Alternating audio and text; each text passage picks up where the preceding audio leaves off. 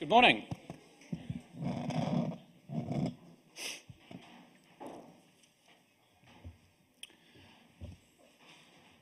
Good morning, everybody. Thank you for coming. I'm hoping our live stream is on. Thumbs up, that's good. Thank you. I would like to begin in the spirit of reconciliation by acknowledging that we are meeting here in Melbourne and in various places across Australia remotely on the traditional lands of Australia's First Peoples. In Melbourne, these are the lands of the Wurundjeri Woiwurrung people of the Kulin Nation. I would like to pay my respects to First Nations elders past and present and extend that acknowledgement to any First Nations people joining us today. We were looking forward to welcoming Colin Hunter Jr. to deliver a welcome to country this morning, but unfortunately he's deeply unwell and he sends his sincere apologies. We wish him a speedy recovery. So, I'm going to say a few brief words about our report today before we get into a presentation on the key findings from the report, then a reflection from a financial counsellor about the system, and finally a panel discussion on where to next. I'll try not to go on for too long. So, we're here to launch Rank the Energy Retailer 2025, a significant contribution from financial counsellors in Australia to the ongoing conversation about fairness in energy hardship policy nationwide. This report was first run within Victoria by FCVIC in 2016, and last year we started to have conversations with our partners and friends at Energy Consumers Australia, Financial Counselling Australia, and the other state peak associations about the need and opportunity to run it again. In conversation, we agreed that the time was right due to emerging developments in the energy regulation and consumer policy landscape, and we're proud to be here now to launch Rank the Energy Retailer 2025. This project is funded by Energy Consumers Australia as part of its grants program to support energy consumer advocacy and research projects that benefit household and small business consumers. It's a collaborative project coordinated by Financial Counselling Victoria in partnership with Energy Consumers Australia, Financial Counselling Australia and the Consumer Policy Research Centre, with support from each state and territory financial counselling peak association. Financial Counsellors Australia and Capital Territory, Financial Counsellors Association of New South Wales, Financial Counselling Queensland, South Australian Financial Counsellors Association, Financial Counselling Tasmania and Financial Counsellors Association of Western Australia. We are humbled and grateful to be able to lead this ambitious project with so many partner organisations and our colleagues across Australia.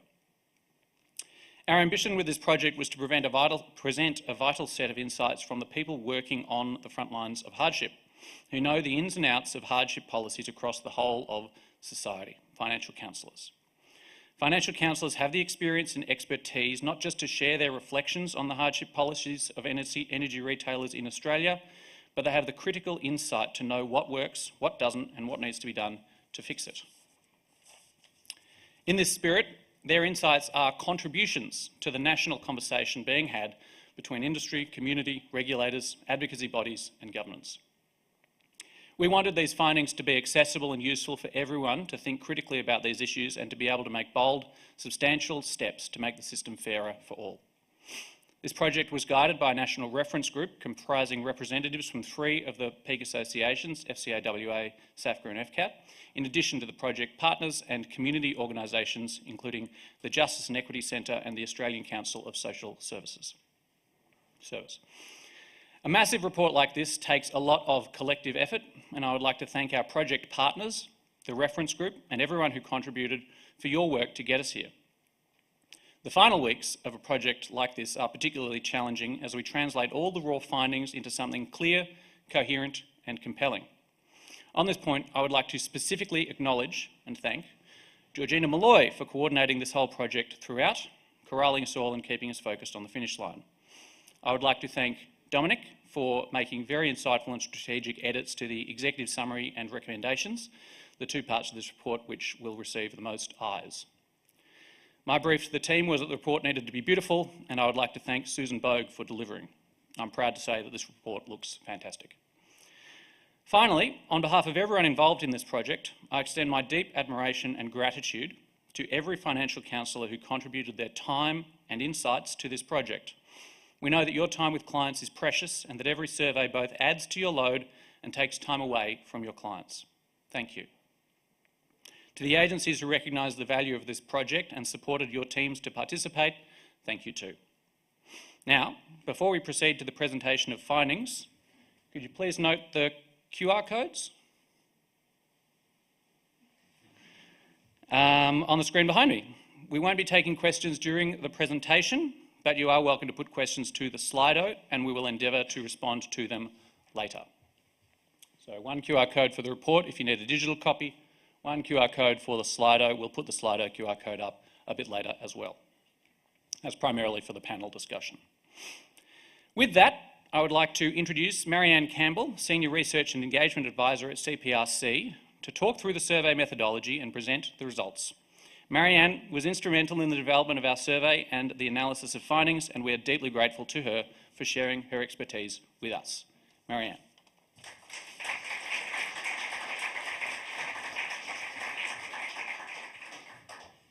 Thank you, Zil. Good morning, everyone. I'm Marianne Campbell from Consumer Policy Research Centre, and today I'm really excited to share the results of a nationwide research project that cuts through to the heart of one of the most critical consumer issues we face today, energy hardship. This research wouldn't exist without the extraordinary financial counsellors across the country. They work with and advocate for people in hardship every day, and they know what good or bad support from hardship teams really looks like. Their insight is what powers this report. So we set out to understand how financial counsellors experience hardship teams at energy retailers to capture their sentiment, good and bad, over the past year, and most importantly, identify barriers that consumers face in getting fair and effective hardship support. What we've built is a benchmark, something we can measure against going forward. But it's also a loud and clear signal to industry. This is what's working, and this is where you're falling short. So what did we do? We started by building on the well-known Rank the survey series used in other sectors, so banking, telcos, and Victorian energy retailers back in 2016. But this time we redesigned the tool to be applicable in evaluating hardship responses in any sector, starting here with the energy sector. We worked closely with Financial Counselling Victoria, Financial Counselling Australia, Energy Consumers Australia, and a national reference group with expertise far and wide in energy and consumer advocacy and financial counselling as well. Before fieldwork, we ran cognitive interviews with financial counsellors, unpacking the questionnaire tool across different regions, roles and backgrounds. We didn't just ask if the questions were clear, we asked if they were useful and meaningful. Do they reflect the complexity of what counsellors actually deal with?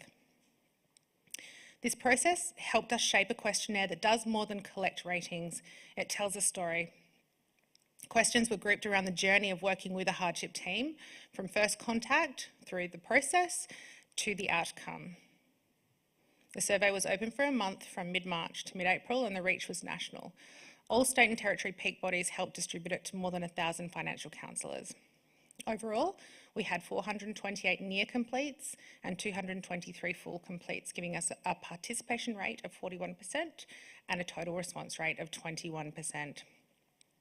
Financial counsellors were given the option to evaluate up to 4 energy retailers that they'd worked with in the past year, and this gave us 823 evaluations across electricity and gas retailers. The numbers matter, but so does the breadth and diversity of responses.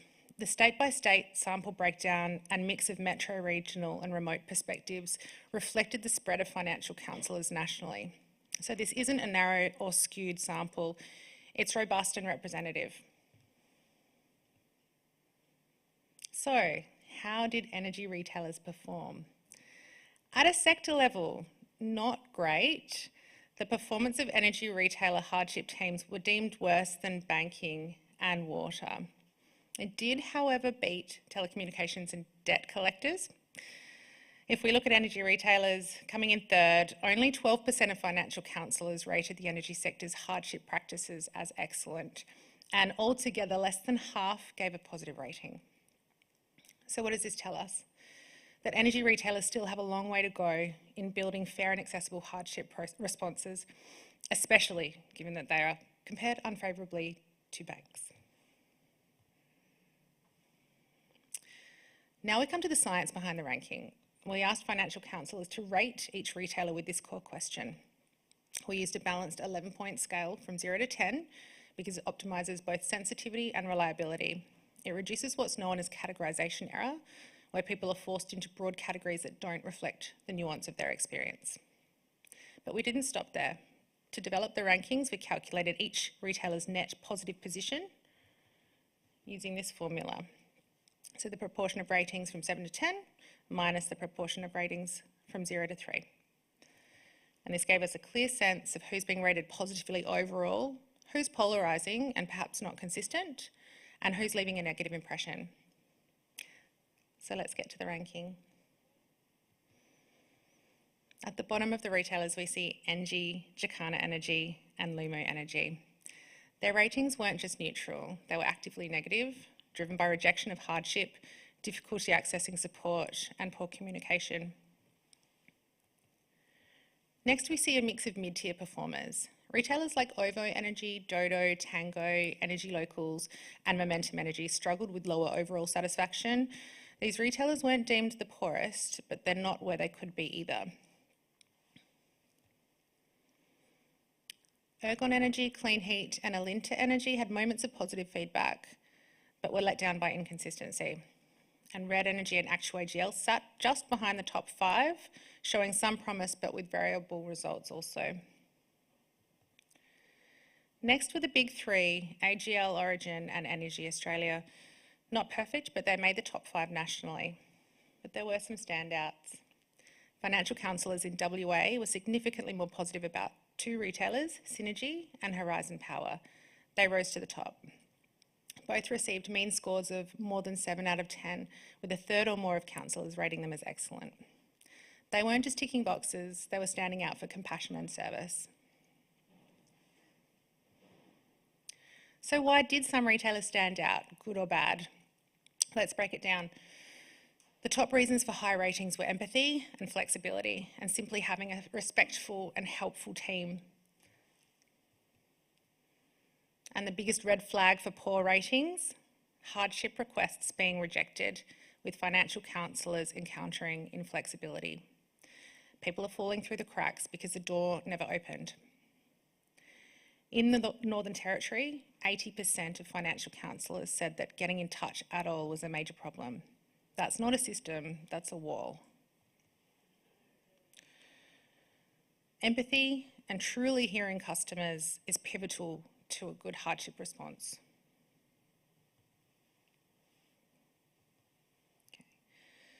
We collected a lot of information for each stage of the journey. So to distill this into ordered findings, we created multidimensional scales to reflect the 3 stages of engagement. By combining questions within each theme, we could provide a statistically valid and meaningful performance score, not just for overall perception, but for each stage of the journey.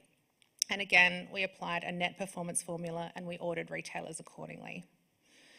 So this method lets us zoom in and zoom out. It's broad and it's deep. It helps us see the light and the shade, retailers doing consistently well, and those with mixed or poor experiences.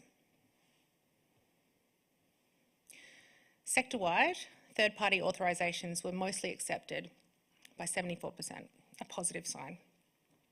And contacting hardship teams was fairly easy for most. However, communication quality was lacking. Less than half rated it positively, and just 45% said retailers were proactive in accommodating different needs. So yes, counsellors could get through, but what happened after was not always ideal. So the top performers in this category are Synergy and Energy Australia, and the poorer performers are Engie and Dodo. Now we move to process and staff attitude. This is where human interaction shines, or it doesn't. 62% said that staff had a good attitude, and 58% said that they trusted the hardship team.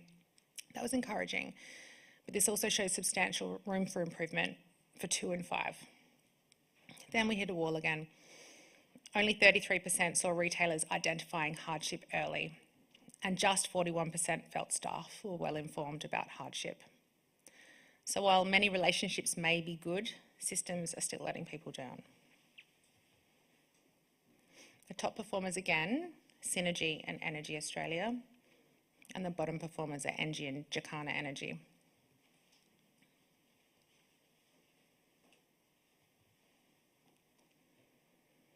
This was the final test. Did support lead to fair, consistent results? 60% said that issues were resolved without escalation. Another 60% said that arrangements were consistent, and 57% believed the arrangements were fair and reasonable. But when we asked if retailers go above the bare minimum, just 44% agreed. And lastly, only 38% felt retailers handled issues internally well without the need for escalation to a particular team member. Best again, Synergy and Energy Australia. Poorer performers, Engie and Clean Heat. These results suggest that while some retailers are doing the right thing across the board, others are consistently falling short and in ways that affect real people's lives and outcomes. Looking now at proactive assistance provided by energy retailers, the most common support types offered were affordable payment options, but only by 51%, helping accessing concessions and grants by 48%, and advice on using less energy, also 48%. But when it came to deeper crisis level help, like new appliances or crisis payments, retailers were far less likely to offer assistance, and these are the things that can make or break someone's ability to recover.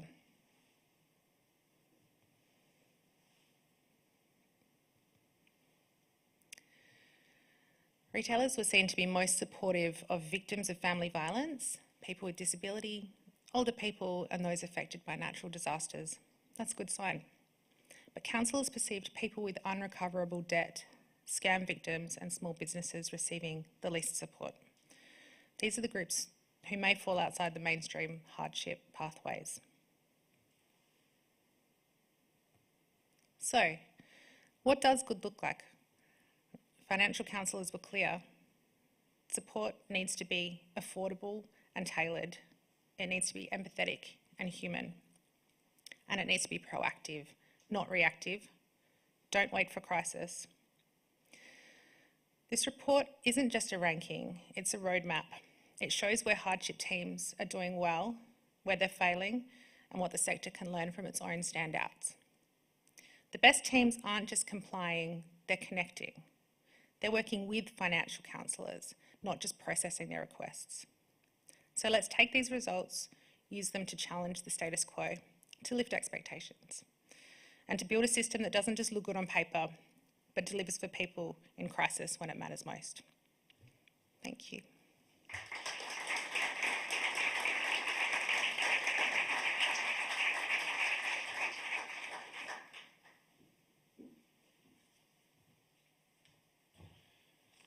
Thank you very much, Marianne.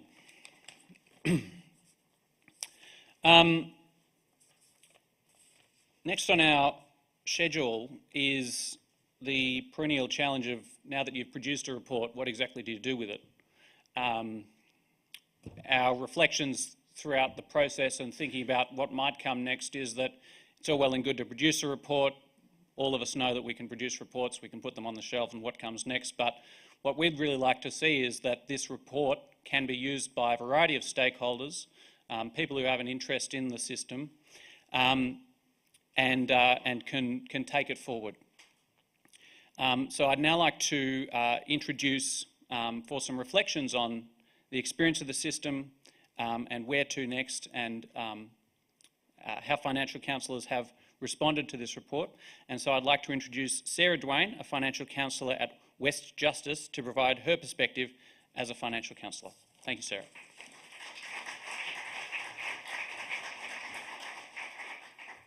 Thank you, Zil. I also wish to acknowledge the traditional custodians of the lands and waters across Australia and pay my respects to elders past, present and emerging. In particular, to the traditional custodians of the lands on which essential services we are speaking about today are sourced, generated and distributed. My name's Sarah. I'm a financial counsellor working in the western suburbs of Melbourne and the convener of FC Vic's Essential Services Network. The Essential Services Network aims to bring Victorian financial counsellors together to discuss casework and areas for reform within the essential services sector.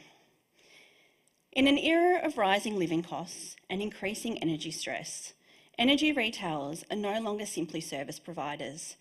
They are the frontline actors in how households manage financial pressure. The way they support customers facing payment difficulty, communicate with customers in crisis, and deliver on hardship obligations plays a critical role in whether people stay connected or are pushed into further financial stress. The 2025 Rank the Energy Retailer report reveals the gap between the best and the worst is still far too wide. The report looks at what matters most to the customers that financial counsellors support every day: clear communication and practical, accessible hardship support. Energy is an essential service. The way retailers respond when a customer falls behind can have a lasting impact on that customer's financial stability and well-being. Financial counsellors across the country are seeing stark differences between energy retailers. Some retailers are doing the right thing. They offer genuine hardship assistance without delay. They speak to customers with empathy, and they respond quickly to financial counsellors. And importantly, they avoid using disconnection as a default. But too many others are still ignoring hardship requests or burying assistance behind confusing processes, forcing customers to repeat their trauma again and again, and using disconnection notices before trying to understand the situation. In our casework, we often see energy retailers setting up unaffordable payment plans. Too often the focus is placed on covering ongoing usage costs and clearing arrears, rather than on whether the customer can actually afford the payment plan they're being asked to commit to.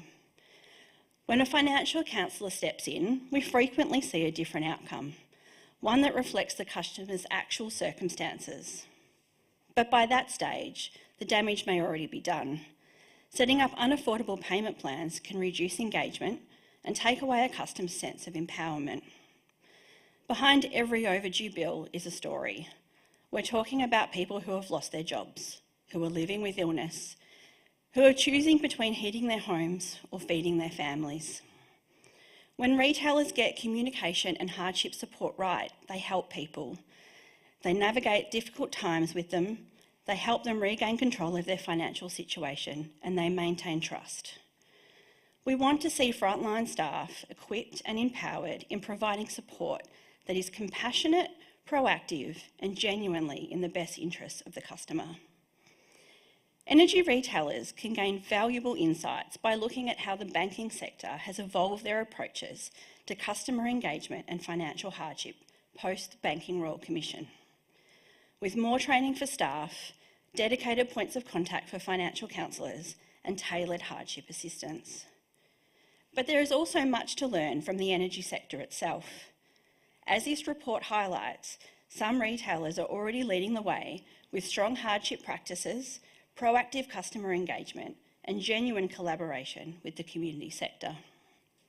These retailers demonstrate that better support for customers is not only possible, but effective. The question for the rest of the sector is, what can we learn and adopt from these leaders? In my casework, I've seen firsthand the impact on clients when different sectors respond in different ways to the same set of circumstances. My client Annie was evicted from her home due to rental arrears. The rental arrears had built up in the context of family violence. The water company closed her account and waived the outstanding balance. The bank took steps to secure her accounts, and they waived a debt that was incurred due to direct debits overdrawing her account. But in contrast, the energy retailer initially refused to accept my authority to act on Annie's behalf and continued to email her directly with payment demands, despite being advised of the family violence and that she was living in her car. That debt was eventually waived, but not without a complaint to the Energy and Water Ombudsman. This meant that the matter remained unresolved for some time, further impacting Annie's ability to move forward in her recovery. This report is a call to action. It's a roadmap for improvement and a platform for us to collaborate. To retailers, if you see your ranking and think we can do better, you can. Start by listening to your frontline staff and your customers. Engage with financial counsellors and peak bodies. Make it easier for customers to ask for help and respond well when people do. To regulators and ombuds services, continue to strengthen consumer protections through robust regulation and enforcement, and by ensuring access to fair and effective complaints processes. To financial counsellors and advocates, the work you do is vital. Your efforts are driving real change. Keep pushing for better. We want an energy sector that is fair, compassionate and responsive, because essential services should never push people further into financial crisis. The 2025 Rank the Energy Retailer report shows us who is stepping up and who still has a way to go. Thank you to the financial counsellors, advocates and customers whose voices shape this report. Let's keep working together for a system that puts people first. Thank you.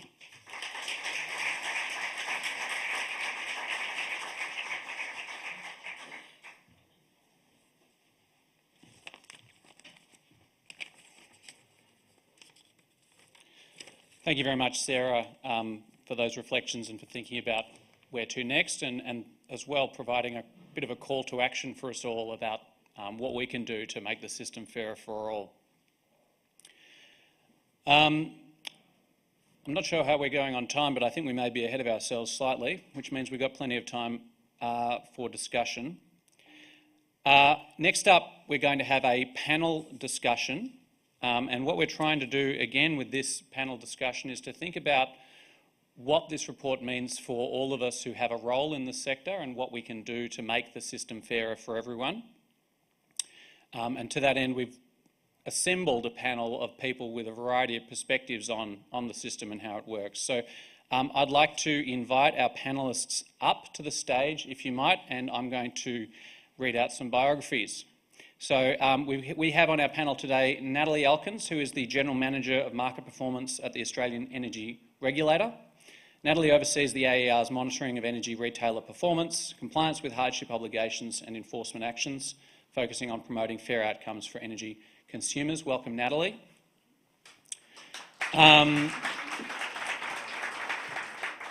We have Louisa Kinnear, who is the CEO of the Australian Energy Council. Louisa represents electricity and gas retailers across Australia. With extensive experience in energy policy, she advocates for a competitive, sustainable and innovative energy retail sector. Welcome, Louisa. I feel like I'm on a game show or something.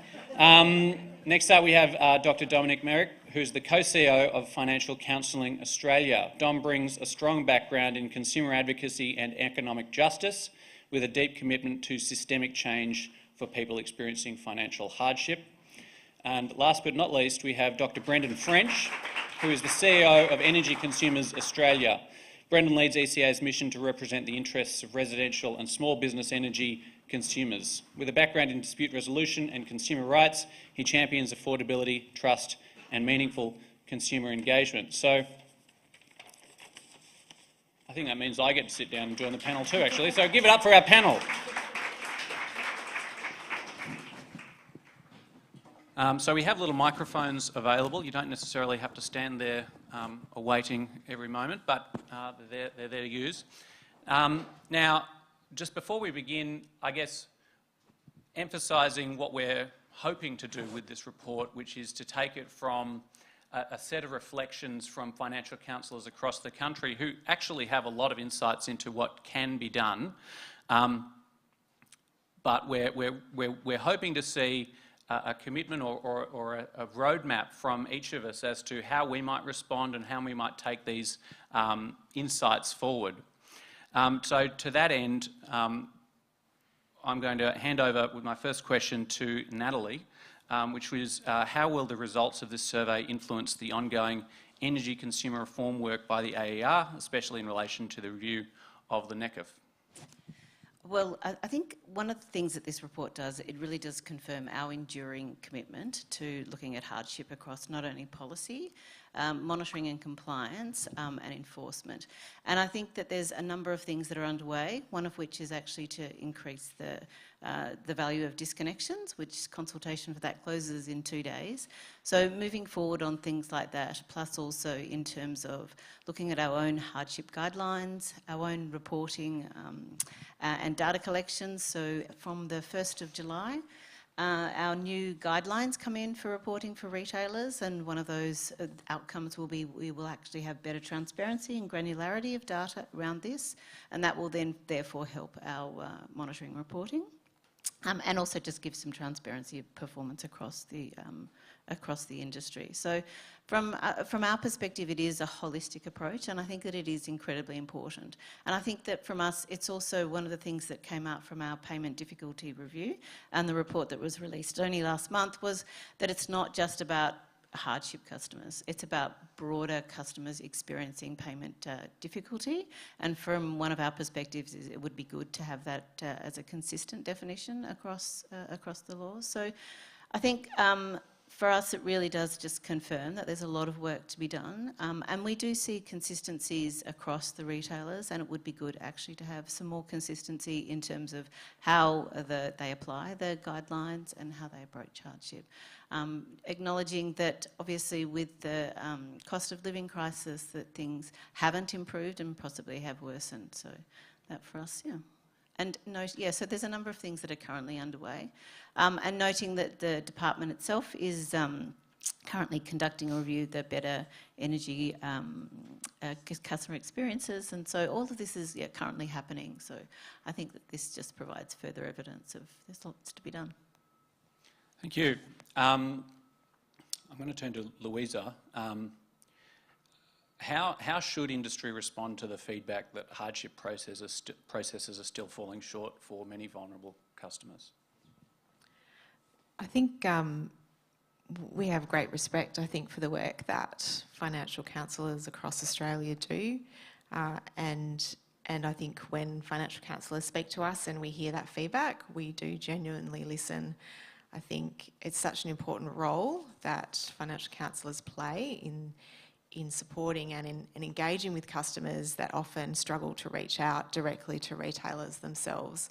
So I think for us, when we see this feedback coming through, I think in the form of a report, that does provide and set a benchmark, I think, for what good looks like.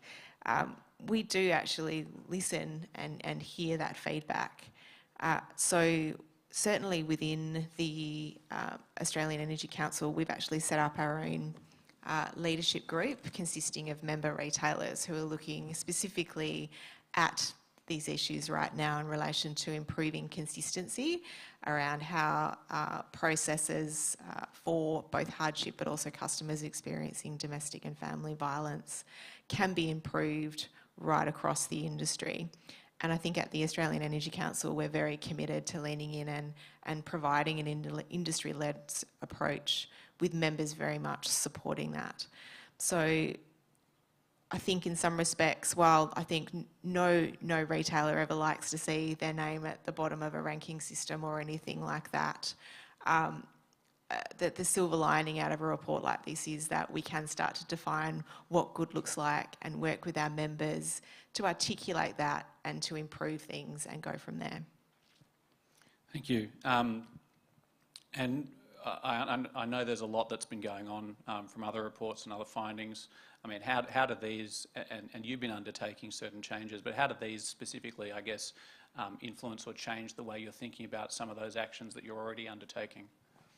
Yeah, so from our perspective, you know, the common themes that, you know, we hear coming through the report and from, I think, the feedback that Sarah just spoke about, you know, is this need for processes to be tailored, to be flexible, for the process and the people dealing with these customers to be more empathetic. And our sense is, in order for that to happen, that goes beyond regulatory prescription. And while we do think it's absolutely important that the regulatory environment sets standards for how these customers should be engaged, a prescriptive regulatory environment can't determine the culture of an organisation. And certainly when we're talking about needing flexible, tailored support, allowing our frontline employees to be empowered to give that flexible, tailored support probably comes from a less prescriptive regulatory regime. And I think what we also would be really keen to do, and we're certainly continue to work with the AER and other industry groups, is, including Energy Consumers Australia, is to actually look at, okay, what regulations right now that are in play actually might be inhibiting improving processes for customers and also inhibiting the opportunities for frontline employees within retailers to actually provide that flexible and tailored service. So it's absolutely important that each retailer has a culture of respect and empathy and care. That's very important. But we want to make sure that the processes and the prescriptive regulatory nature that might follow that do still allow some flexibility for frontline employees to deal with tailored hardship assistance. Thank you. Dom, obviously there's a lot of variation in the way that retailers have performed on the report, and there's a lot of variation in the regulatory landscape. I guess from your perspective, thinking about that, what would transformational change look like and how could we get there? Well, I think reports like this one go to that question of having a shared, consistent, very clear understanding of what is expected. And I think the phrasing of it as an expectation is important here, because what we've got is a number of voices from a number of directions saying that appropriate responses to people who are experiencing payment difficulty are absolutely integral to, they're not adjunct to or additions to, they're absolutely at the heart of good service delivery. And for that reason, I think having strong and clear expectations set out and enforceable regulation and minimum standards that are shared across the board, so there's equity across the board, are really vital. And pieces of work like this help to inform the sort of what that looks like, because the thinking and the culture, as we've seen in the report, is growing in patchy different ways.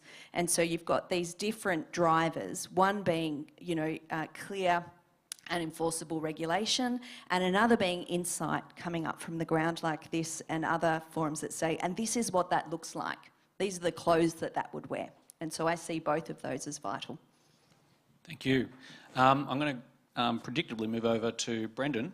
What role does transparency, like public rankings, play in improving trust in the energy market? Yeah, that's a very good question. Perhaps I can go back one step to get there. I guess an observation that I've had in speaking with the industry since I've been in this role, energy retailers are not dissimilar around the world, and also similar to other essential services sectors. And a lot of what's been done over the last 20 or 30 years is to sort of process engineer templated responses and products and distribution chains and so on. And there's a logic to that. It brings costs down, it improves compliance, a whole variety of things. So that's a good thing. But of course the challenge is we can't all so easily be fit into the same shaped piece on the board, right? And so it's a matter for retailers to balance their desire to engineer systematic, low-cost, efficient processes with the level of flexibility and frontline decision making and delegation required in order to just address the humanity of the sector that they operate in. Right? And so that getting that balance right is an enormous challenge across any sector, not least in a sector that's currently going through the level of change that's happening in energy. And as other people have said, there's been no other time in human history where the species has given up an energy source in order to engineer another one, which is what we're going through. So, this metaphor about flying the plane while designing the plane, while inventing flying, is exactly what's going on in the retailers at the moment. To do all of that in the context of being transparent about that service is tough, but is really necessary. And from our perspective, one of the reasons that we were very interested in the proposal that you and your team and others put forward is because it's a really tough environment for consumers to understand or know anything, right? And at the risk of upsetting retailers and others in the room, I've long been of the view that the energy system is designed by economists and engineers to satisfy economists and engineers, right? And it's a very, very hard system to penetrate. When we were kids, we were told don't play near the plugs. Do you know what I mean? Every day you walk, I don't know about you, but I walk past my meter. Never looked inside it, probably. It is by nature arcane and esoteric. So trying to make something that is sort of off-putting and mysterious and with its own language, nobody's ever been able to explain to me what a kilowatt hour actually is. It's very hard. So how do you provide transparency in the context of lack of information, lack of engagement, and when a sector is changing as much as it is? That's why we think it's so important to present service difficulties and challenges in a really logical, accessible way. And ranking, even though there are challenges with it, everybody has a bad day, and every business has a bad day at various times, it's a really good way of visually displaying to people. Some are further along the journey of engineering that balance between structure and flexibility than others are. So that's why we're interested in it, and that's why I think it's really important. Thank you. Dom, did you want to respond? Yeah, I did briefly to that one, because I agree with you on the transparency. I also think people probably don't understand. I don't understand what a kilowatt. I've never looked inside a smart meter or any of that either. But people do really understand what it feels like to not be able to pay, and they really understand what it feels like when the piece of the puzzle that they're not able to pay is an essential service. They want to keep the lights on, they want to keep their kids warm, they want to, And people also understand what it's like to have that as one of a whole series of things that are going on. So I think, Sarah, you made a really good, clear picture there, is that people at financial councils are seeing energy is actually, it's actually one of the, in our top 5 presenting issues on the National Debt Helpline now, but it's not the one that people are prioritising, it's their housing or their ATO. So the person in the centre has this, you know, is at this intersection where they're getting it from all directions, and they know, so the bit, I think, the requirement of understanding from a consumer perspective is on, I can't pay, I need the service, what do I do? How do I make that work? And so that's, I think, part of what this report pulls out. Thank you. Louisa, I mean, there's a lot to unpack in sort of both of those responses. I guess that point of transparency and how to actually improve that understanding for the customer. What's the role of the AEC in improving that experience for those customers, those clients in hardship? So I think the role the AEC can play here is to work very closely with members to determine what a consistent approach looks like across the board, and feed that back into, you know, regulatory processes and so forth. And I think we can do that more proactively. Certainly, as I've said, we have established sort of a leadership group that's working specifically on these types of issues now. I've had really, really great buy-in from a large number of the retailers that are listed in the report too.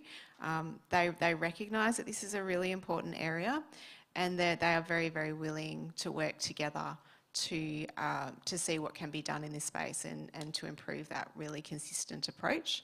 And I think if we can then feed back what we as an industry think is working about the current frameworks, and where they could be improved and where we might need new or different frameworks, I think that's a really important role that we can play, and do that in a timely manner as well, so we're not just sitting there thinking about it for too long either. Thank you. We do have a few questions coming in through the Slido. So the top rated one at the moment, and I encourage everyone in the audience, if you've got a question, do feel free to put it up. Upvote questions if you think they're really insightful or pertinent. So the top one at the moment is, would an outcomes-based approach to regulation improve retailer conduct? For example, a conduct obligation to be efficient, honest and fair, as in banking. Anyone want to put their hands up to give that a crack? Brendan, go for it. Maybe. I'm sure others will have a view to the regulator in the room.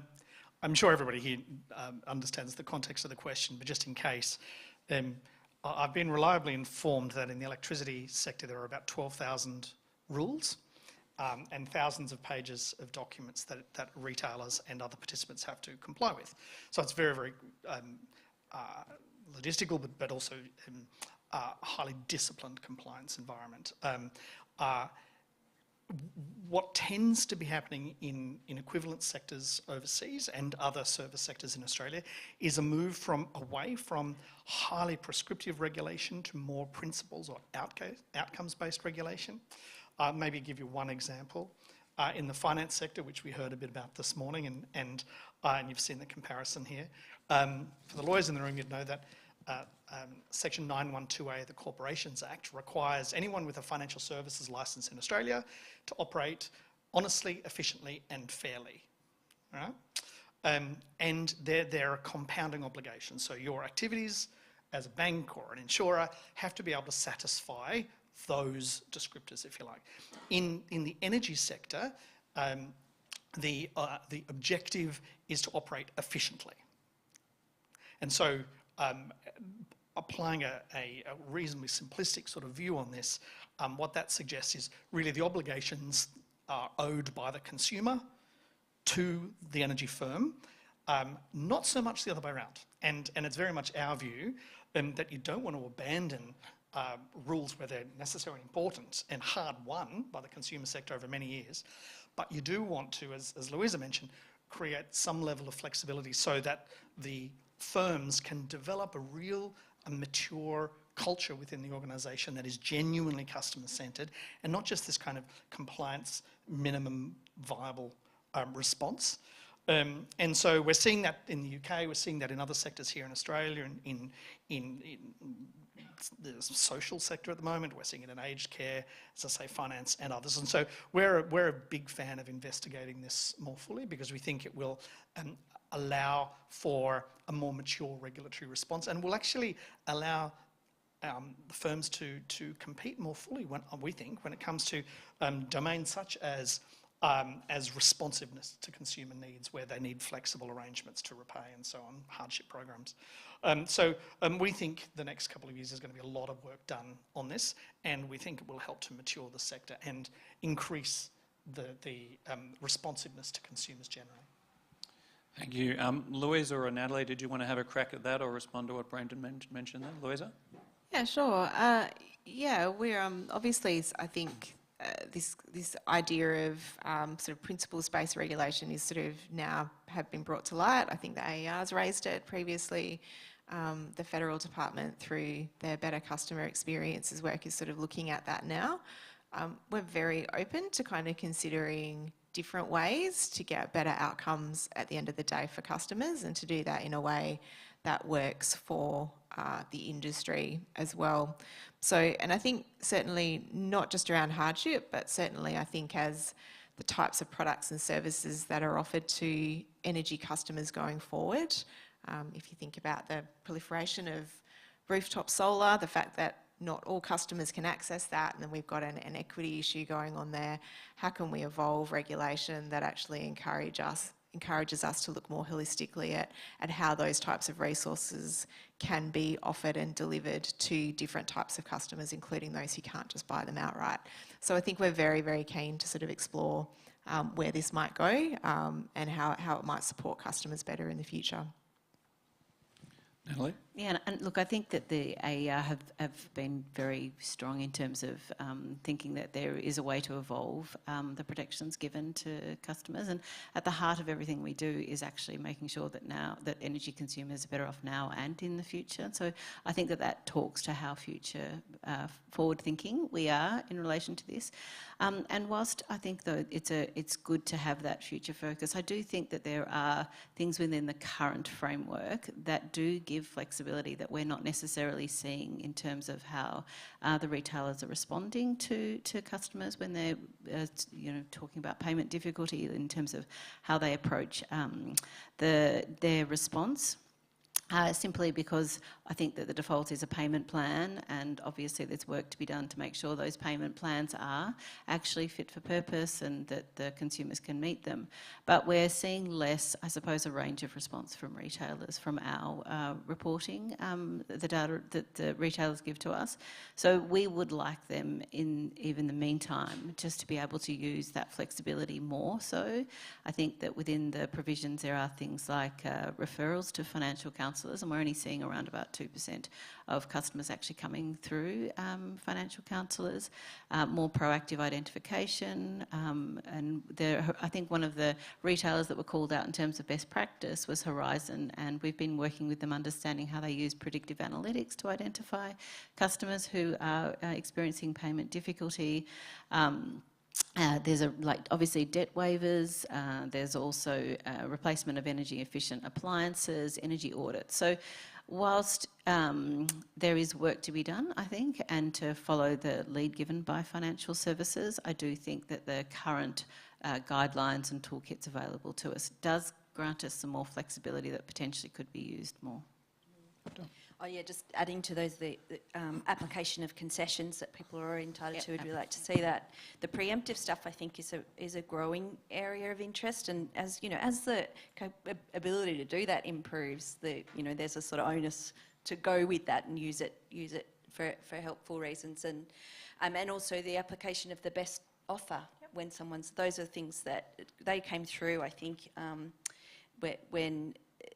I guess that's part of that tailored response. It's about looking at all of the possible, with the lens being, how do we support this person to continue to participate in this system?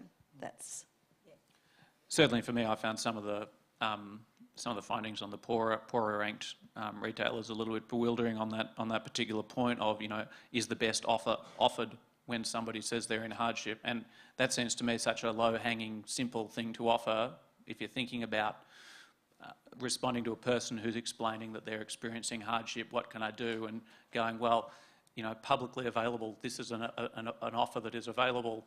why don't you do that? That seems pretty simple, and it was just a bit bewildering that that wasn't already, so manifestly within the system. So sort of a comment from me, but any thoughts on that particular point? Well, the AMC is currently consulting on a rule change to make sure that customers who are on hardship are actually put on the best offer and the appropriate concessions are applied. So that's something that's very much progressing. And the ESC, I understand, has done the same here in Victoria. So they've sort of led the pack on that. I couldn't agree more. I think there's a toolkit.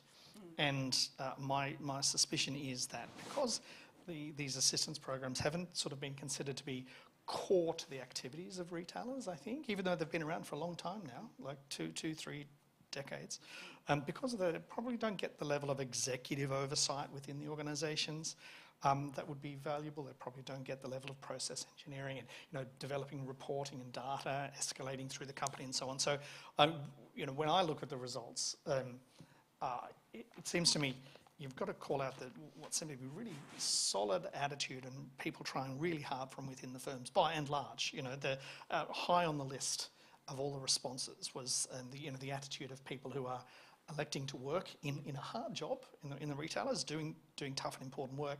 Where they tend to fall down more often, I think, is in the systems and that sort of proactivity, and that speaks to me of a lack of investment of time and money and executive thought in really trying to mature these processes and to sort of embed them into the systems of the companies themselves. So I would really like to see out of this piece a great deal more sort of reporting to individual boards and really accountable executives, having a vulnerability champion potentially on each of the leadership teams, somebody who's responsible for having very, very intense conversations at senior levels within the organisations to say, look, we can improve here and here and here. I think there's a real opportunity there. And I think in terms of just what we're seeing from the data that retailers give us, it's a minority of customers who are actually on hardship, who are successfully exiting those hardship programs. And that, I think, speaks to the fact that they do need to be more tailored and more flexible to those individual circumstances. So we would like to see some improvement in that. Louisa?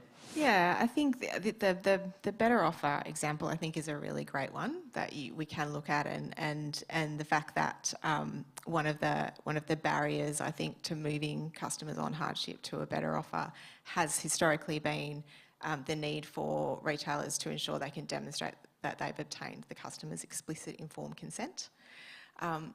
It sounds very intuitive, and of course you would need a customer's consent to move them onto a different plan, and obviously that rule was introduced to protect customers. But what we find, I think, is that in the feedback we have from retailers is that explicit informed consent process is actually very complex, it's very wordy, and so for customers experiencing hardship, it's often very confusing, and they don't quite understand what the process is that they need to go through in order to offer that explicit informed consent.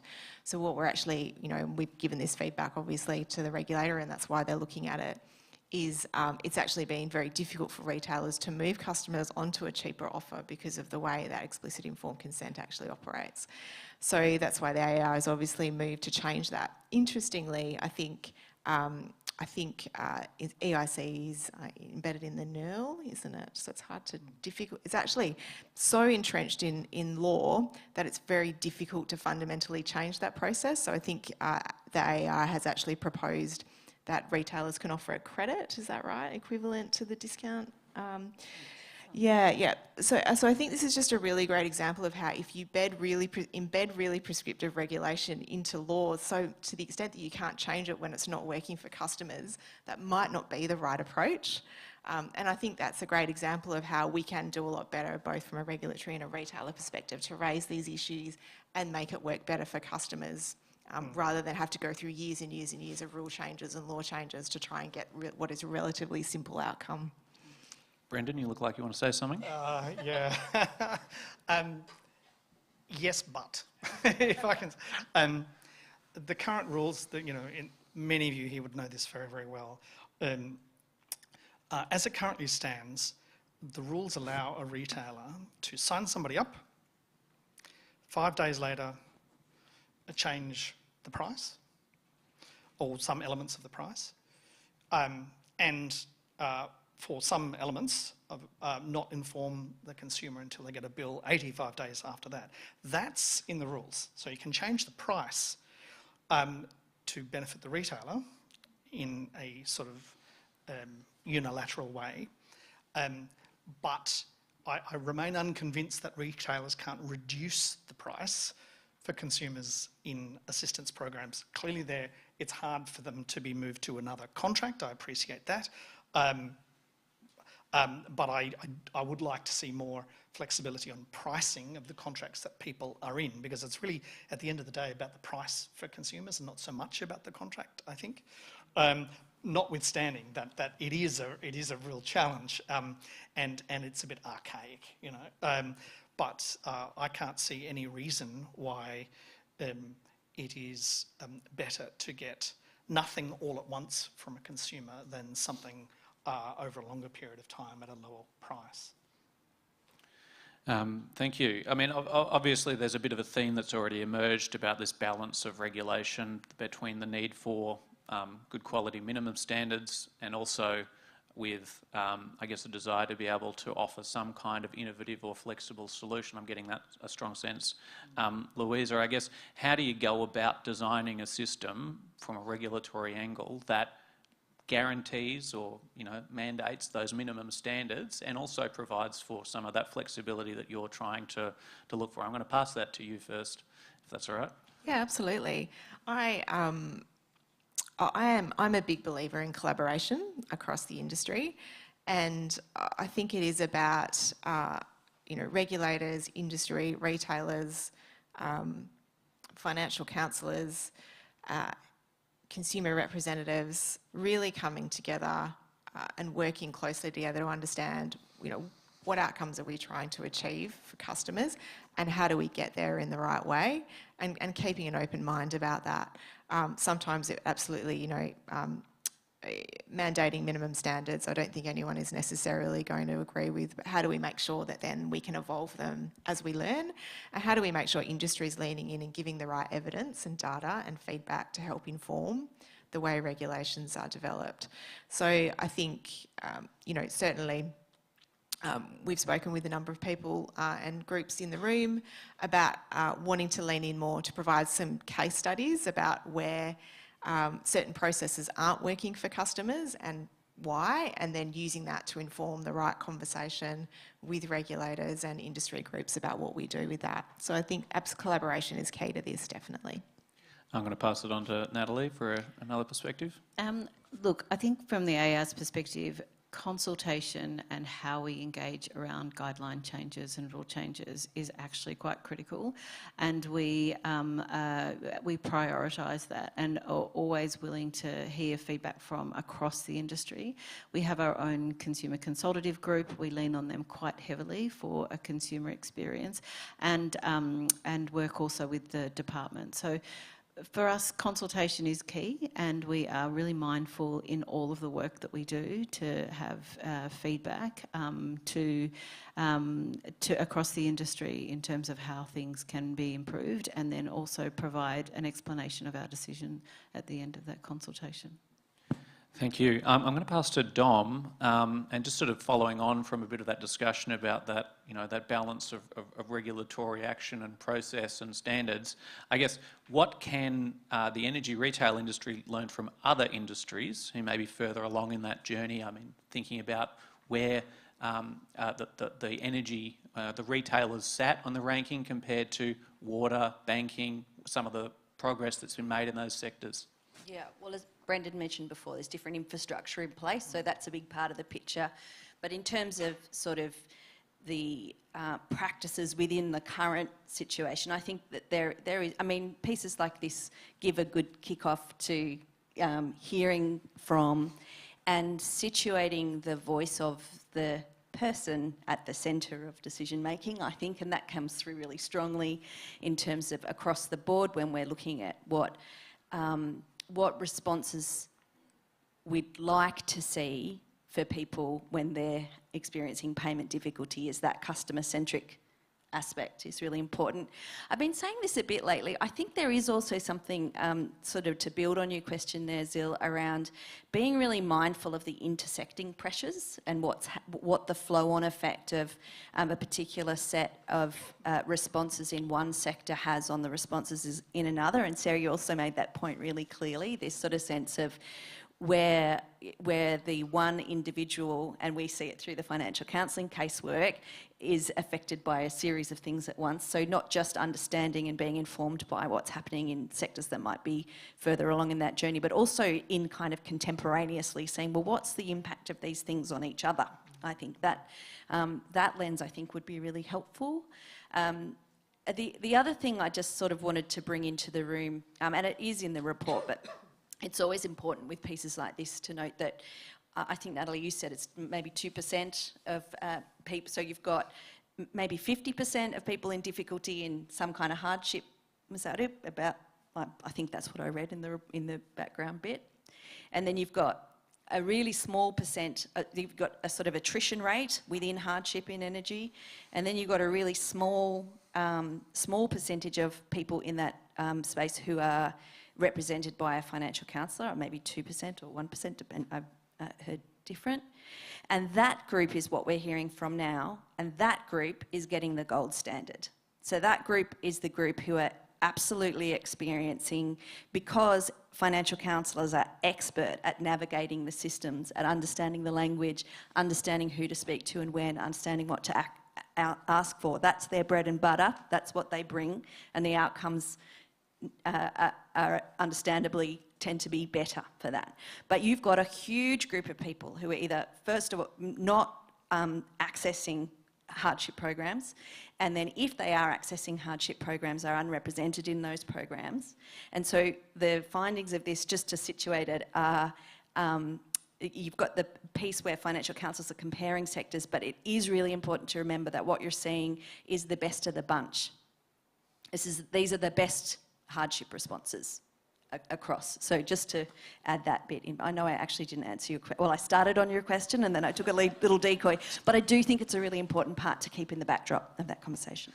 Well, I think it's a great insight and a good sort of launching point to one of the plugs I wanted to make, which was simply that we've got about 1,000 financial counsellors across the country who do some fantastic work and accomplish some terrific outcomes for their clients. And I guess in my reading of this report, one of the great insights that I'd put to everyone is to, and particularly potentially to any funders who might be in the room, but there's a real opportunity to improve the experience for clients nationwide by funding more financial counsellors. So just maybe that's more of a thought bubble than a question for anyone. But Dom, do you want to extemporise on that particular point? No, I do think, I mean, look, we know we're working on measures of demand for financial counselling, but we know, because we hear it from those 1,200 financial counsellors all the time, and we see it on the National Debt Helpline, that, you know, we're not scratching the sides of need and we're really struggling to meet demand.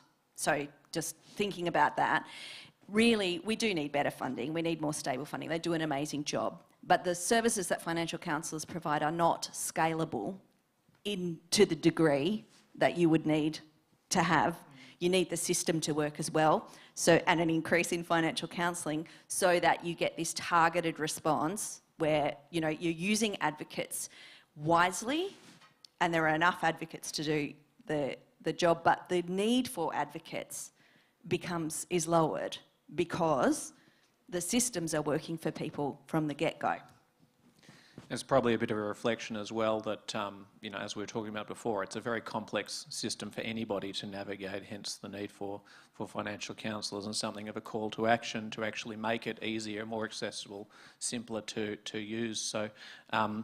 Can I just add to that? In terms of like our game changer reforms, which was released, there was that idea that we put forward of a shared funding pool, and part of that was obviously funding more for financial counsellors. So we do recognise that they do have an impact, because if someone's experiencing financial payment difficulty in relation to energy, it's obviously, you know, across the board in terms of their commitments.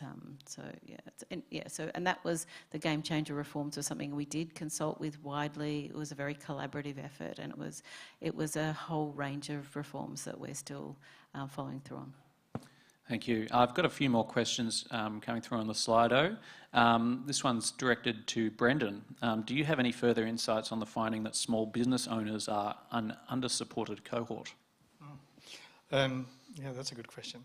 I was quite struck by the data that we saw earlier, showing that of the range of characteristics of people seeking assistance. And the relative success of those. I think small business was the third from the bottom of a list of about a dozen or more. I was quite struck. That's pretty consonant with what we see. It's also the case that, at least I believe, and our data holds this out, that there's a real gap both in protections and in the discourse about the support that small businesses need. We haven't done as much as we would like to. With small business, we have a grants program, as you know very well. We find it very hard, for instance, to get small business entities to even apply for grants, because they're concerned about 100 different things, of which energy is one, right? And they're in 50 or 100 different sectors. So it's a really challenging environment to be in. We're finding, particularly in the context of the energy transition, with costs going up and big capital costs to refit our premises and so on, and high stock costs and transport and logistics costs and all of those kinds of things for small business. They're getting hit from just about every different perspective, and then often, but not invariably, when they do face a real sort of cash flow challenge or a real problem with repaying a bill, it's hard to get retailers across the board, not just in energy, to really give them the same level of support and assistance that sort of mum and dad consumers would get, if you like. And in many sectors, there's not even an obligation to provide assistance to small business. And so we think that that's a conversation that needs to happen, not least because they're the biggest employer in the country. And so there's a real concern that businesses that go out backwards take other people and other livelihoods with them. And so we think there's real opportunity to do more there. And we're obviously big fans of the work that you do with small business within the financial counselling community, because when we talk with small businesses, they find it really hard to find entities to give them individual help. Yeah, if I can, things are really rough for small businesses, and I think what we're seeing from a financial counselling perspective is that intersection between a person's personal finances and their small business finances, because most of the small businesses that come into contact with financial counsellors are sort of micro businesses, so they are mums and dads. They're mums and dads with a small business who have got their energy account with both, and haven't got the same protections, and so we're doing a fair bit of thinking and a fair bit of worrying actually about what's happening in that. And I think you used a phrase early in your response there, Brendan, about the discourse not quite having evolved around small business, and I think actually part of that is a set of preconceived ideas around vulnerability and small business and financial literacy and all sorts of things that I definitely think this is a conversation to continue, this one, yeah. Simply because it's going to come up a little bit, we've got a question here about the performance of our friends out west. Any explanations as to why, for instance, Synergy's impressive results compared to the other retailers? Any ideas? What are they doing differently? Can I caveat by saying that these might be more my opinions than so noted. The official position of the AEC or for Synergy, for that matter. I actually I'm from the WA market, and I did spend several years working with Synergy, not in the hardship space, but I think for me, because I have been reflecting on this too over the weekend, and again, these are sort of more my own observations than anything that's been said to me to date, but I do think the regulatory framework over there is not as, in Western Australia, is not as prescriptive. Admittedly, you don't have retail competition as well, so you're talking about standard pricing and heavily regulated pricing as well. So there's very different dynamics to that market. But that I think it's definitely a cultural, I think there's two aspects. I think one is culture and leadership, and Synergy's always had a very strong connection to its customers and being part of community. And I think that's been reflected by very high levels of trust in the brand and in the way that Synergy does business, and they do understand the reputational impact of the decisions that they make across the community. So I think there's a culture and leadership piece there that definitely goes to the heart of who Synergy is. I do think then when you get that good, strong culture and leadership, and then you've got the freedom to then deliver and tailor processes in a way that customers need it most, you get the best outcome. And I think that's what we're seeing probably from the West Australian counterparts is a bit more freedom and flexibility within the regulatory frameworks to tailor services to customers' need. But that is underpinned by, I think, organisations that have a very strong connection with their community and culture and a much, much less competitive environment where retailers are competing on price. So I think you kind of need to take that into account. But I definitely think, you know, there'll be lessons learned there that we can take from those retailers that are doing well, and ideally they will share them with our membership, and then we can start to build a real picture of what good looks like. Anyone else want to give that a go? Just from our own policy perspective, the engagement that we've had with Horizon, and again about the predictive analytics, has shown that that's why it's been a significant difference in terms of identification, and best practice for us in terms of our customer engagement toolkit is something that we're always looking for. So,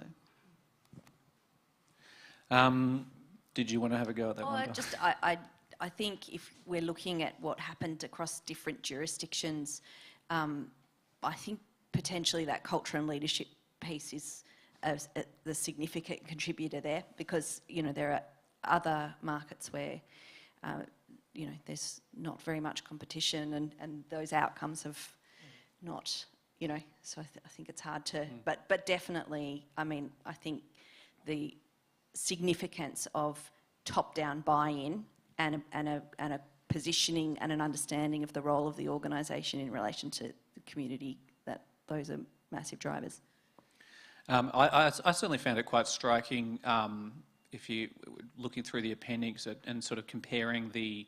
A lot of retailers actually seem to have quite good relationships and were quite communicative with financial counsellors, and it was quite striking that often that didn't necessarily translate into actually having good outcomes for their clients. And I don't know whether that's, you know, whether there's something in there about, are there differences in how WA has that relationship but then it translates, or, you know, are there any sort of opportunities there in terms of leveraging those relationships, those good relationships, and actually going, actually maybe we need to emulate reform process, reform practice, you know, on that front. So sort of more a comment from me, but I found that, did anyone else find that kind of striking, that really great relationships? And I guess I was particularly struck with, I think, Jacana Energy, which actually had some very high ratings for that relationship, but then it just didn't translate very well. Anyone else struck by that? Not much of a question. But yeah, I remember being in some meetings more than 20 years ago, and some of you here were in the meetings too, I think, when, as they were called, hardship programs, a pretty pejorative title in some ways, were first sort of set up in the energy industry. It sort of went in this sort of incline from Victorian water industries, you know, the most essential sort of all the way through, and then into banking and so on. What was really I then sort of left this sector for 15 years and then came back.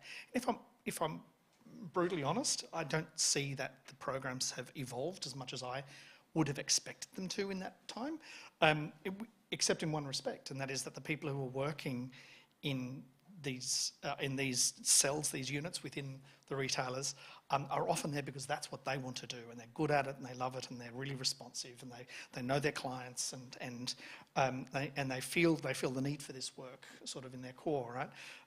What I think maybe hasn't kept up is the level of real investment, as I was saying earlier, but that's also just understanding and exposure.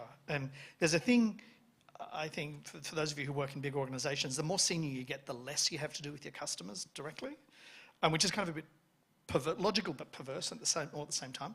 And I think one of the things that other sectors have done very strongly is to make sure that their leadership, come and spend a day, a month with the complaint team or with the hardship team or, whichever, and actually, recognise in doing that not only the multiple humanities that they're sort of dealing with in those interactions, but also think, God, why don't we have this system, or why don't these people have access to this, or why do they not have the relevant delegation or the financial decision making or this or that? There are really some structural things that I think the retailers could really step into, and that's why the group that Louise was talking about, getting senior people together to compare best practice and just say, oh, that's a good idea, let's do that one. The more of that goes on, the better, and I think you'll see these scores sort of march to the right as soon as people really start investing heavily in that structural, clever thinking about how they can do this better. Yeah, I just to build on that one again too, those sort of communities of practice or consumer panels and things are very valuable. But funny you should mention we do run a program that's called A Day in the Life of a Financial Counsellor, which is based on that very idea that actually it's a good thing for senior leadership and decision makers to have an opportunity to ride along. So we offer a program where senior leadership can spend an hour or two watching financial counselling at play, and really with an attempt to go some way to building that connection, because in acknowledgement that it's hard to maintain as the more senior you go. And so maybe just on that point, I guess, reflecting on that relationship, maybe there needs to be a bit more of that alignment between the relationship that the hardship teams may have with financial counsellors, but actually translating that into a leadership understanding of the insights available from financial counsellors. So we've sort of got sort of to a potential answer to the question there. Thank you. Sort of a comment and jumping off a point you made just, I guess, in passing, but energy is simply not affordable for too many people. The word hardship itself is stigmatising. Are there ways to sort of build trust and progress and rethink and reframe the experience for people, from using words like hardship and reframing it to something else? To me? Yep. I think there are sometimes a view that there is a cohort of consumer or customer or client that just inhabit this space of hardship for much or all of their life. When anybody who works in this field, who's got much more expertise than I do, will tell you that a large percentage of consumers go in and out of different vulnerabilities through the course of their lives, whether it's personal or situational or structural vulnerability is some kind of intersection of the three. And as a consequence, I think firms that have sort of stepped into that recognise that what they're actually talking about is, I hate this phrase, but sort of the customer life cycle. Do you know what I mean? And that this isn't that hardship assistance, so-called, isn't just sort of like a bolt-on or sort of regulatory obligation or just something that we have to do for a cohort of customers. That actually it is providing payment flexibility and support and sort of creative case management as needed at certain points in a consumer's life, and it could be anybody. It most likely will be most people at some point, if you look at the data. And so I think firms that have recognised that and stepped into it have done well, because they think this is not just an adjunct to their work. If they can't get the rest of it right if they don't get this right. And so I think that is what you've seen happen, as we heard earlier, say post-Royal Commission in the banking world.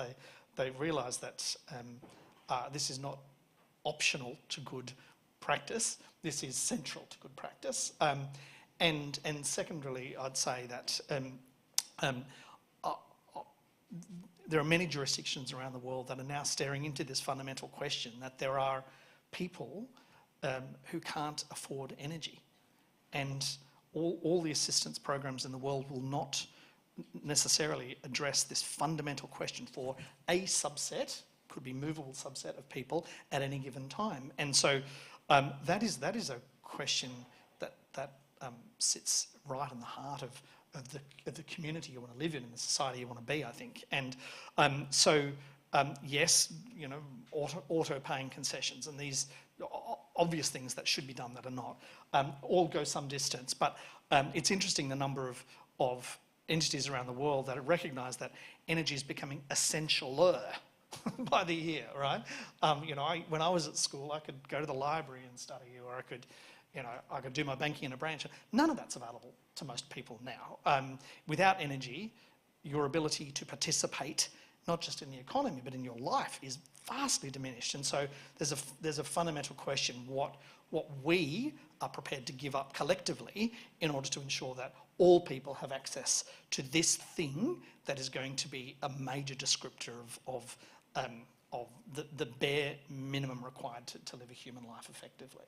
And if a lot of jurisdictions are thinking about energy as being not just essential, but as a right that people might come to contemplate in the way that they do education, and the way that they do health in this country, and so on. So there's a growing amount of literature across the world on these topics, and I think the conversation over the next 10, 20 years will really have to sort of bottom this out, because in a context where prices are going up, and they're going up again this year, and rebates are going to fall off at the end of this year, the likelihood is that for a lot of people who are living right on the edge, they might struggle even more, potentially, over the next 12 to 24 months. I'm just bolting onto that topic. We've got a question here that's sort of related, but I might reframe it slightly. But subsidising the disadvantaged, or people experiencing hardship or payment difficulty, means that these costs have to be ultimately borne by someone else. Who will that be? And I guess my sort of change to that is there a cost?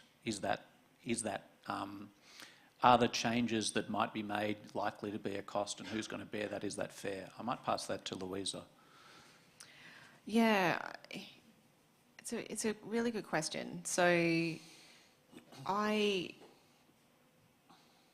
probably want to start by saying that I think, to Brendan's point, there is actually a cohort of customers out there who will always struggle to actually afford energy. And I think as we go through this transition and costs, the costs of the transition do come to bear, there is a conversation there about how we make sure that those customers who can't afford to pay now and may not be able to afford to pay in the future, how they are protected and supported.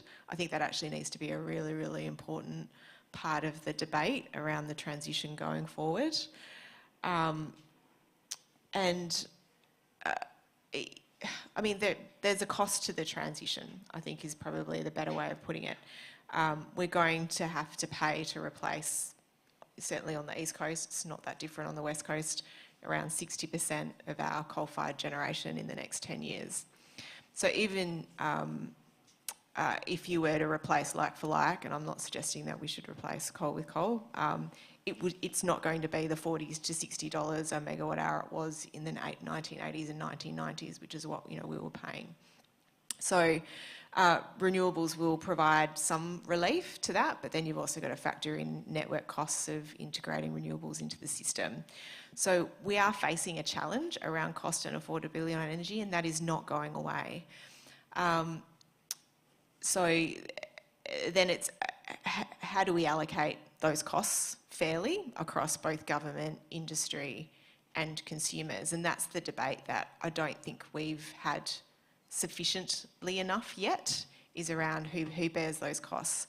But I think when it comes to talking about customers in hardship, particularly those experiencing long-term hardship, we do need to think about what ongoing targeted support and initiatives look like for this group.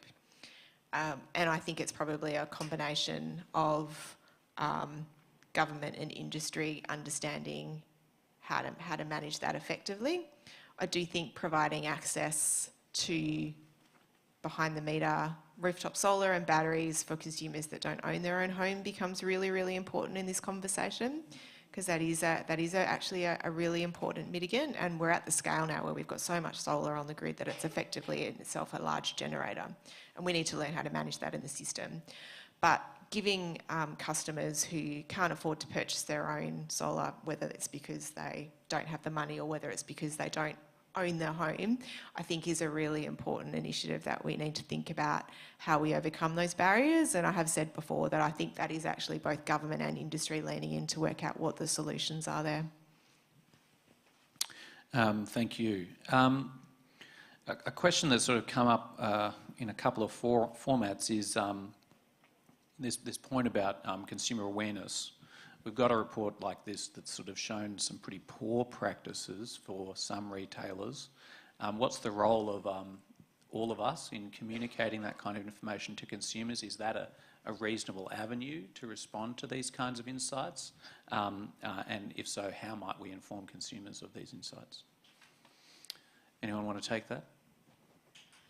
I think one of the things that we're always conscious of is trying to get consumers to engage with their bills and to find themselves a better offer. And obviously Energy Made Easy is one of the ways that we do that. And so constantly in terms of relaying our expectations for retailers, but also for consumers themselves as something. But just in terms of like the original conversation in terms of hardship and consumers having to identify themselves as in hardship to be able to get the protections that are afforded to them by that.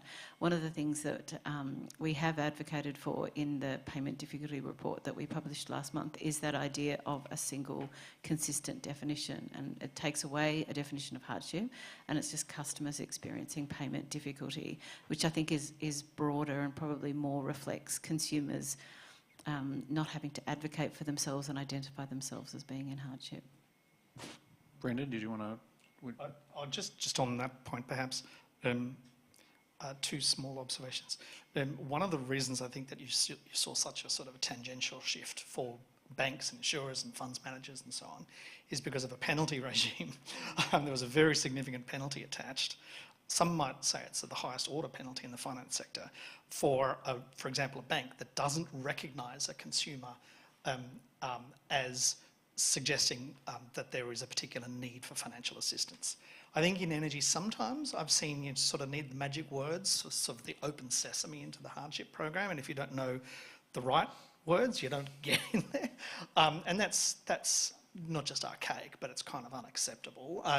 And so regulators, I think, have recognised that in other sectors and have enforced two things. One, that it's not up to consumers to sort of utter the magic sentence to get in. It's on retailers to identify.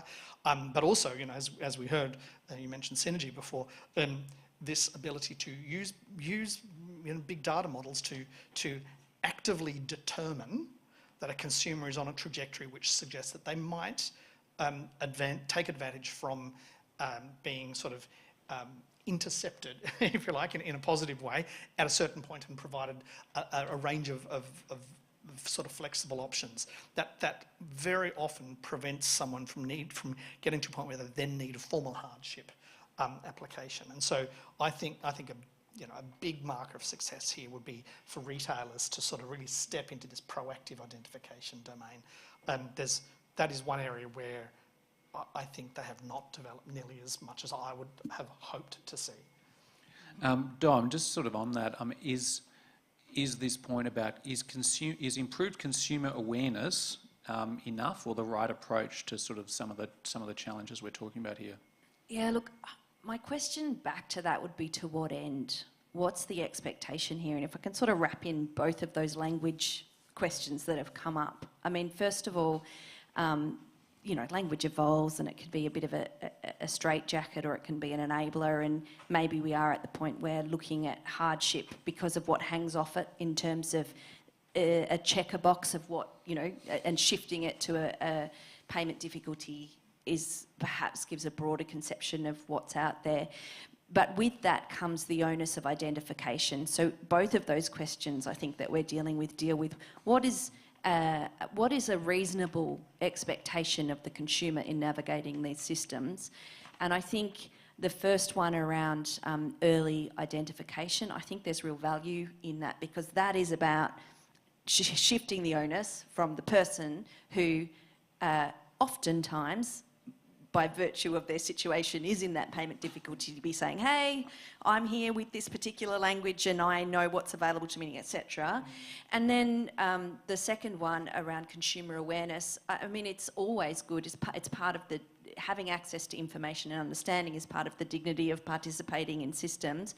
However, there's this risk around it where if you put too much of the onus on the consumer to understand what are very complex markets, and as I've said a few times now, they're also dealing with an intersection of other complex markets.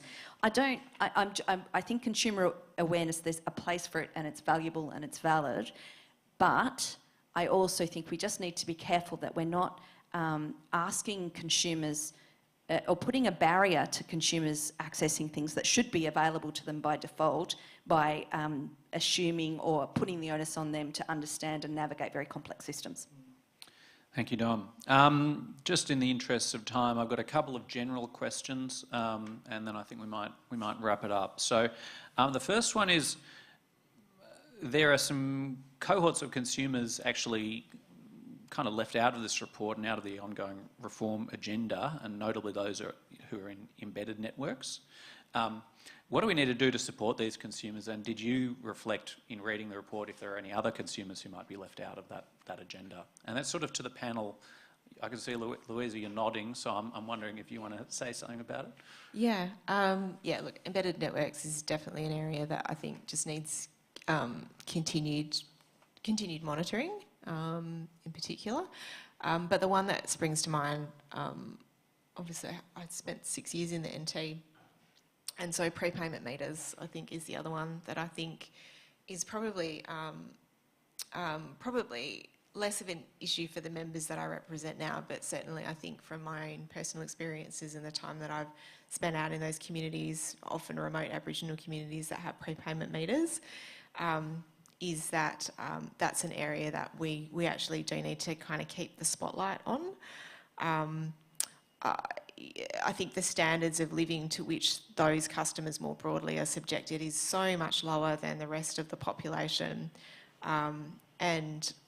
You know, there actually needs to be a really concerted effort on a lot of fronts to support these customers, not just from an energy perspective, but the housing that they're in is not to spec, which then increases energy consumption, and then when you're in some of the hottest or coldest climates on the nation, that just exacerbates, I think, energy security more broadly for these customers. So I think then, you know, we as a government and an industry need to take, I think, a more holistic approach to supporting these customers that are often out of sight and out of mind.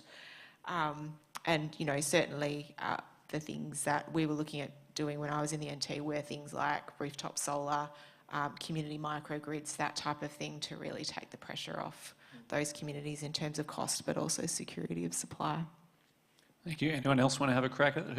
Who's missing out of the report? Just in terms of embedded customers, embedded customers are making sure that they're afforded the protections that they also deserve is something that's a key consideration for the AER. And yeah, I think we've got some consultation in terms of how it's going to be addressed. Can I jump in super quickly? Just in terms of intersections, there's about, I think the AMC said a couple of years ago, there's about 500,000 retail customers, residential customers supplied by, Janine's nodding, so no, it must be right, supplied under an embedded arrangement, so on sell, but no one seems to have any idea how many small businesses are provided in that way. And, you know, everyone who goes to an airport or a shopping centre, you know, virtually all of those would be provided via an on sale, and so your landlord is also your electricity supplier, and you can kind of see a context in which that might be challenging. So we're really keen for this review to be expanded to ensure that small business is contemplated in that.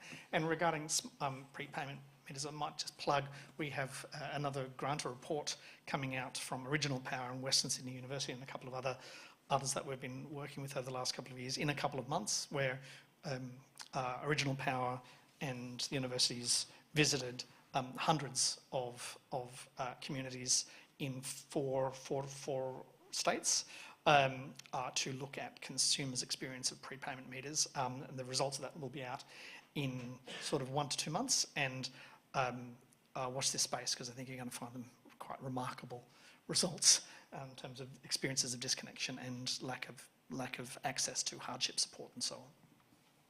Dom, did you want to? Oh, just to say, those we're really interested, but the prepaid one in particular, and some of the initiatives that are happening in the Northern Territory around microgrids and solar, and I think there's some very innovative things happening that could do, and then also to welcome the ECA's focus on small business. That's, yeah, so endorsing all of those things. Thank you. All right, last question before we can all break for lunch. I could see the audience salivating already. I'm going to go along our panel, and maybe we'll go back this way. But what's the most important thing to change, and what would you like to see in the next 12 months to improve hardship responses? Me? Yep. I would like to see a vulnerability commitment from all Australian energy retailers, and this is something that we'll keep talking about with Louisa and her members and others, a genuine, sign on the dotted line commitment to a series of obligations. And there are lots of organisations, I can see Chiara, and lots of people here who've done the same in other sectors, or done something similar in this sector, but really committing organisations to a small number of very important ways of sort of injecting this intelligence into their systems and sort of inoculating them from further failure. There's real ways in which retailers can kind of step in without, frankly, a huge amount of investment beyond their thinking and their executive commitment. I think that could make a real change here if they wanted to. And then in 12 months' time, I'd like to see you do it again, and then 12 months after that. Thank you. Dom? Yeah, I think clearly articulated, simple standards, I think would be really good. And I think that embedding a customer-centric lens, I think, and prioritising, not just embedding, but prioritising, I think that would be core. Thank you. Building on that, I think it's let's agree what good looks like, and I think not just within my membership base.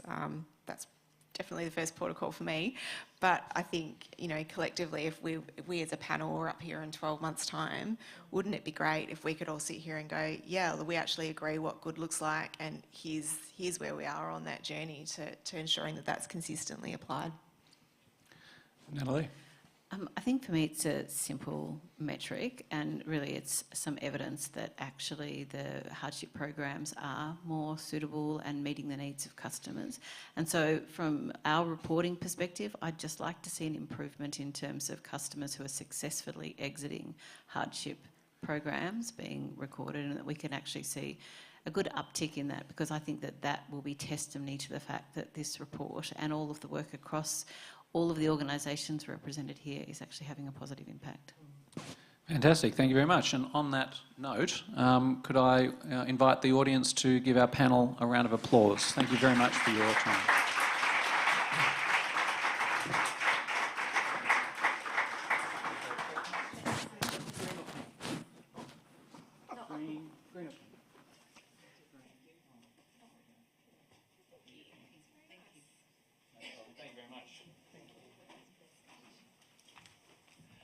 If I could just have one more round of applause for our panellists. Thank you very much.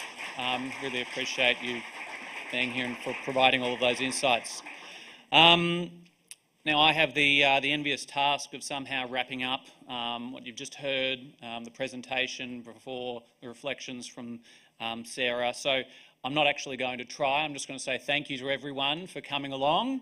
It's been really thought-provoking and inspiring to think about all of these opportunities and where to next. I've already had some discussions with Louisa and some energy retailers who've reached out to us, and we are happy to and keen to organise for one-on-one discussions with energy retailers to understand some of the findings, particularly in the appendix as they pertain to your businesses, but also we're keen to go and support forums or community organisations or any of the ombudsman or anyone who you think might be interested in this. And we also know that our colleagues across the country are also in a similar position. So I guess what we'd really like to call for as a final note is just that encouragement for that conversation and reflection on some of these insights from financial counsellors, be honoured and taken forward to use in this ongoing reform agenda that we're all a part of. So with that, thank you once again. I look forward to seeing you over lunch, and I'm going to call the session to a close. Thank you.